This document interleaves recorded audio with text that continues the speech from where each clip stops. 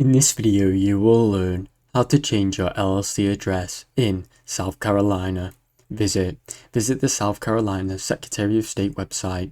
Go to the Business Service section on South Carolina Secretary of State website to access forms for your LLC. Select the correct form. Choose the Article of Amendment form to properly update your LLC's office or registered office. Fill your LLC details. Enter your LLC's legal name, current address, new address, and anything else that you want to register. Review the information.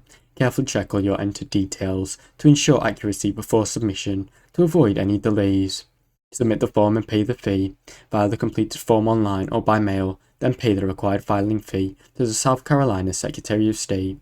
Update other records. Notify the IRS, bank and vendors of any licensing agency of your updated LLC address to ensure other official correspondence reach for your business. Now you know how to change your LLC address in South Carolina.